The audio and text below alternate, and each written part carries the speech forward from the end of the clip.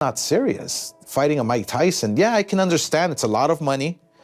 It's going to attract a lot of eyeballs. It's great.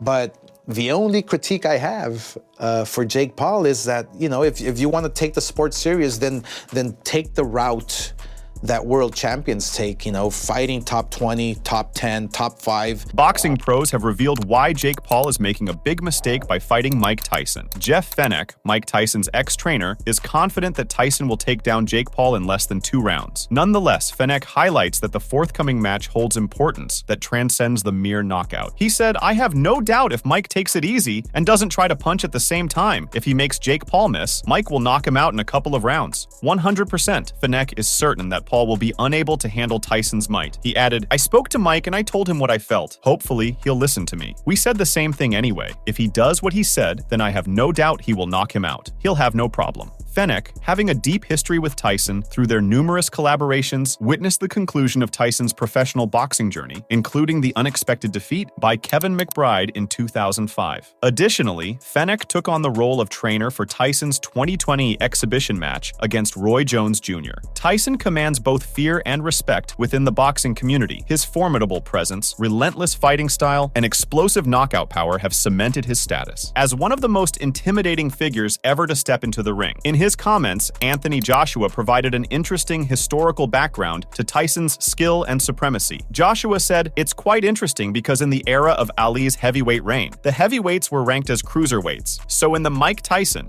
Larry Holmes, George Foreman, Lennox Lewis era, they started getting bigger, hence why, in the amateurs, they then created a super heavyweight division." Joshua underscored the importance of establishing the super heavyweight category in amateur boxing, a division that parallels what is now recognized as the cruiserweight class in professional boxing. He added, "So the current heavyweight division in the amateurs is what we class as the cruiserweight division in the pros. So Ali went from lightweight and worked his way up. He wouldn't have been a fully fledged heavyweight. Let's say we bulked Ali up and added size and strength to him. I truly believe Mike Tyson would have won." Joshua made an insightful analysis speculating about a potential clash between Ali and Tyson. Joshua said, "The reason being, when you watch the fight between Joe Frazier and Ali, you see a certain Tyson-esque style in Frazier. Tyson used to study Frazier. Moving, hooks, hooks. He managed to put Ali down. It was a very tough fight for him." Joshua's perspective on Tyson's distinctive style, which he terms Tyson-esque, and his conviction that Tyson benefited from superior training and development thanks to modern sports science and information advancements, introduces additional depth to the ongoing discussion about Tyson's formidable legacy. He said, "I just believe Tyson was better schooled because times have evolved. He was more developed with more science, more information. So Tyson would have won, in my humble opinion." Mike Tyson's enduring legacy as a fearsome and powerful figure in the boxing realm is reinforced by the first-hand accounts and perspectives of other boxing icons. Roy Jones Jr., a distinguished fighter in his own right, provided valuable insights and reflections based on their memorable encounter in the ring. Jones said, "He is capable of fighting anybody. I survived it. I'm happy to scratch it off the bucket list and move on with my life." Jones Jr. reflected on the grueling experience of going up against Tyson, highlighting the sheer force and ferocity of Tyson's punches. Even though he endured the match, Jones Jr. openly discussed the lingering aches and fatigue he felt, emphasizing that Tyson's hits left him utterly sore and exhausted.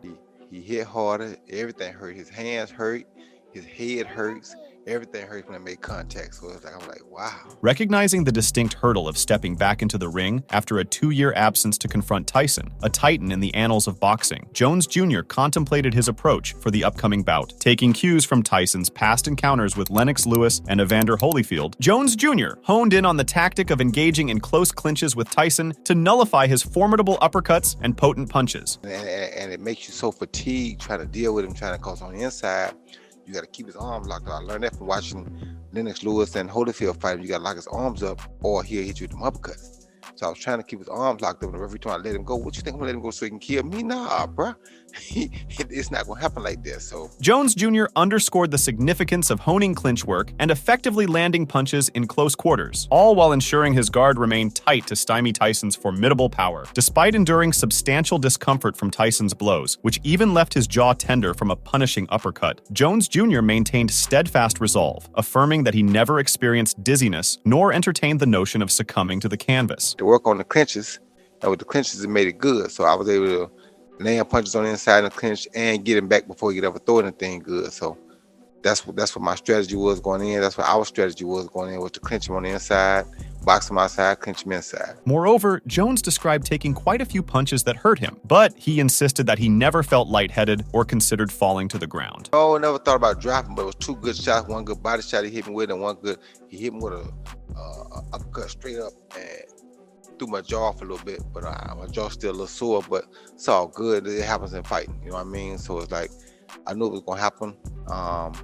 I was just glad I was able to take the shots. As Jones Jr. contemplated Tyson's dominating aura within the boxing arena, he remarked on Tyson's sheer physical prowess, observing that despite his official weight of 220 pounds, Tyson seemed to loom even larger and more intimidating up close. Jones Jr. conceded the inherent dangers of stepping into the ring with Tyson, underscoring the reality that a single blow from either combatant could swiftly alter the trajectory of the bout, inflicting considerable harm. Big old dude, you know, he bigger than he weighed 220, but now he more massive than 220, trust me. Roy Jones Jr.'s personal narrative, detailing his showdown with Mike Tyson, offers profound revelations into the indelible mark and formidable aura Tyson holds in the realm of boxing. It unveils a deep understanding of the daunting physical and mental obstacles one encounters when stepping into the ring with a titan like Tyson. Let's take a journey back to the golden era of Tyson's dominance, a period spanning roughly from 1987 to 1990. He rose as an indomitable force, captivating audiences and opponents alike with his electrifying performances in the boxing arena. Renowned UFC commentator Joe Rogan hailed Tyson's unrivaled prowess at the peak of his career, recognizing his profound influence on the landscape of boxing. Look at a fighter's career. Sometimes people forget about the high points. They don't look at the low points. They look at a fighter when they're not as good anymore, when they're not as committed anymore, maybe they have health problems. They don't look at the time when they were at their highest RPMs. That's what you got to look at it. In a classic episode of his JRE podcast, the former Fear Factor frontman emphasized the unmatched supremacy and individuality of Tyson's prime. Rogan didn't merely view Tyson as just another fighter. Rather, he portrayed him as an exceptional presence within the ring. Tyson's explosive power and relentless aggression set him apart from every other heavyweight contender that came before him. Rogan depicted Tyson as a natural force, a relentless force that struck fear into the hearts of his opponents.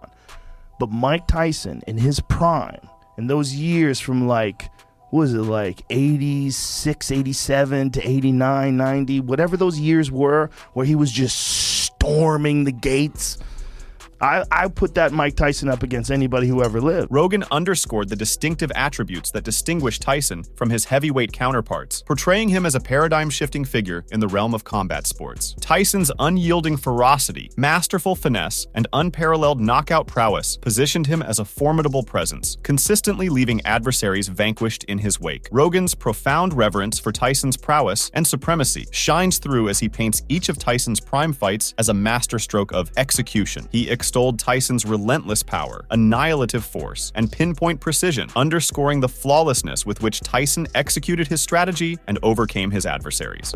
That guy was a special fighter. The Mike Tyson that beat Marvis Frazier was a beast. He was just a juggernaut.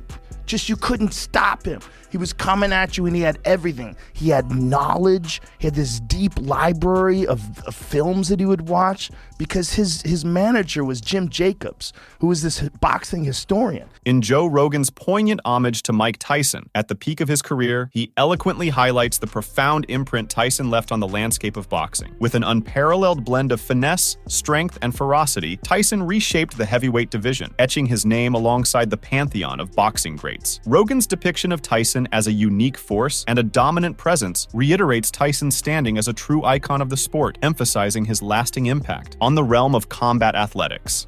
So Tyson would sit and watch all these great fighters. This is the Marvis Frazier fight. This to me is prime Tyson, other than winning the title at 20, which was prime too. But this is Mike Tyson when he was just at his fucking most destructive best.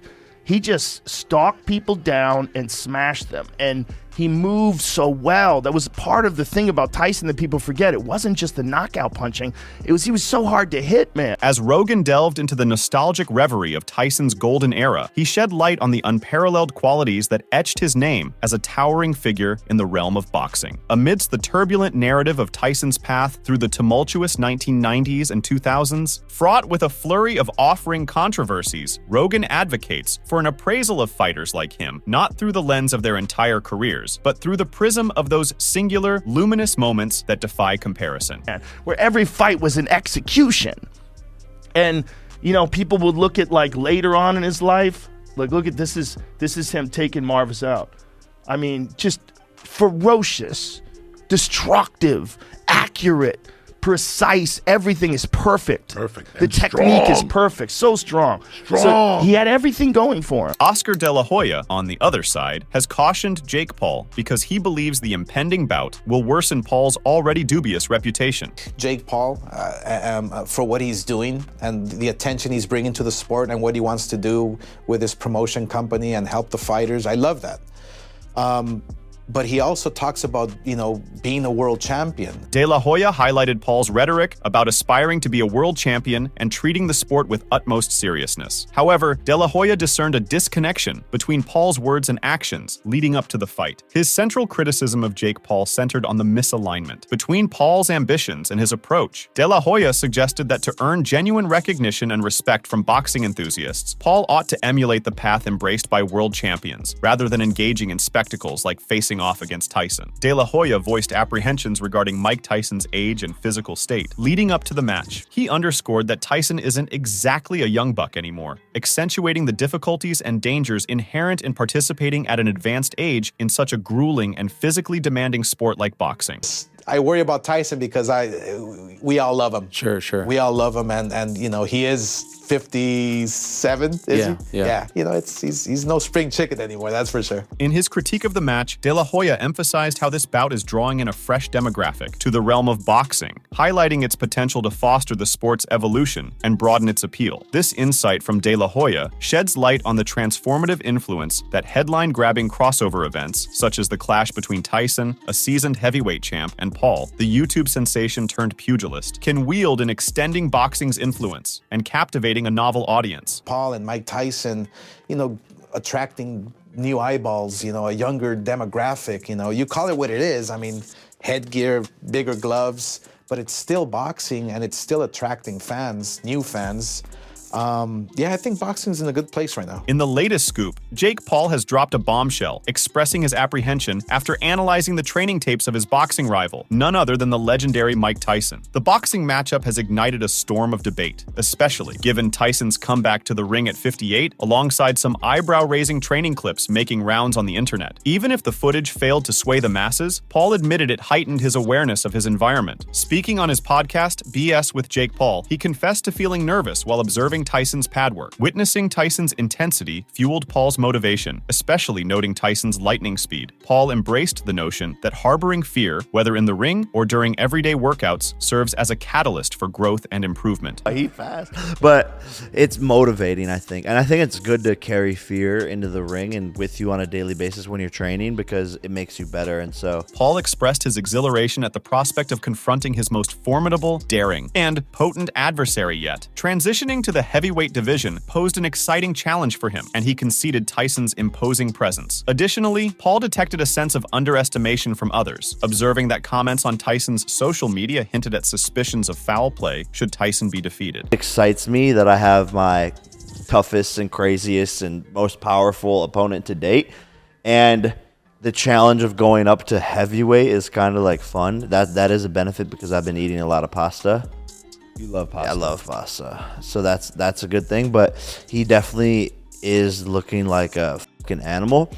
I will say people are underestimating me though, because when I go to his comments, and of course, because people want to do anything they can to discredit me. I mean, that's just the name of the game and what's happened. But they're just saying, like, if Mike loses, then fighting is rigged. Paul remarked that while spectators marveled at Tyson's display on the mitts, he remained steadfast in his belief that prowess in that arena was merely a fraction of the challenge. He underscored the inevitability of Tyson confronting him in the ring. Additionally, Paul pondered whether Tyson, upon viewing such footage, was bolstering his confidence. Basically, like, every comment, because they see how good he looks on the mitts. But Mike, looking good on the mitts is not even half the battle.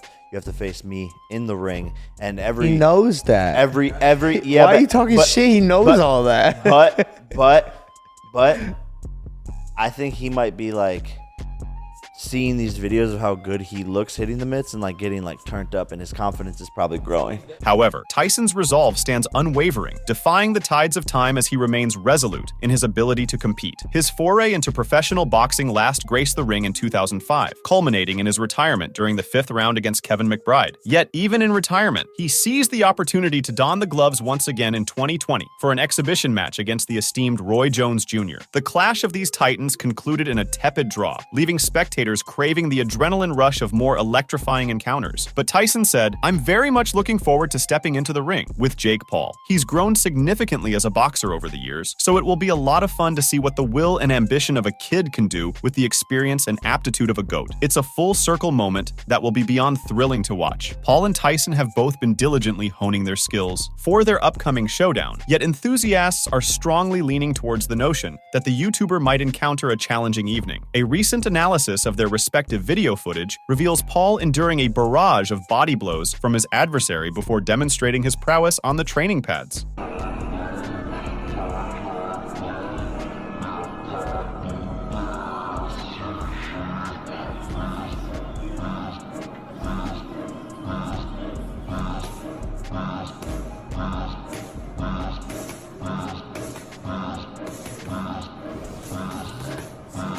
As Paul and Tyson engage in their training regimens, a stark contrast in their intensity levels becomes evident. Paul embodies a carefree demeanor, in sharp contradistinction to Tyson's meticulous and thorough approach. Tyson meticulously examines every aspect of his rigorous training routine, leaving no stone unturned. Subsequent clips depict the former undisputed champion, Tyson, working with his current coach, Rafael Cordero, displaying his power and precision as he crashes the pads.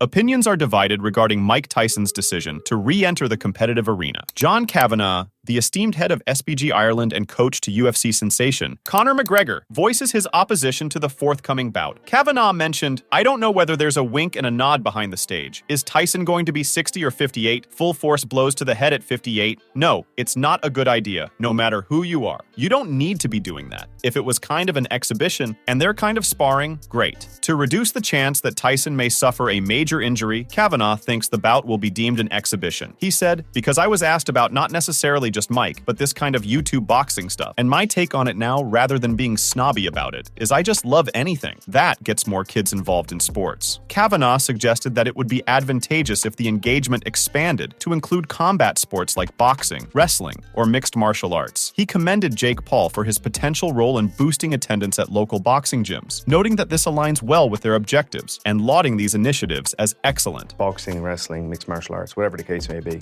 And if Jake Paul is doing a good job of filling local boxing gyms, it's a little bit of what we're trying to do. Yeah. Brilliant. Kavanagh stated that his main concern is the age factor, as he believes anyone nearing 60 shouldn't be competing in such matches. He acknowledged Jake's impressive knockout record, emphasizing his power. Kavanagh hopes the bout will be more of a show, where the fighters just move around the ring, engaging in what resembles a sparring session. Particularly on that bout, I don't think someone approaching 60 needs to be fighting. It would appear Jake hits hard. Right. He's knocked out a few guys. So I just hope that it is what it is. It's kind of an entertainment thing, and they move around the ring.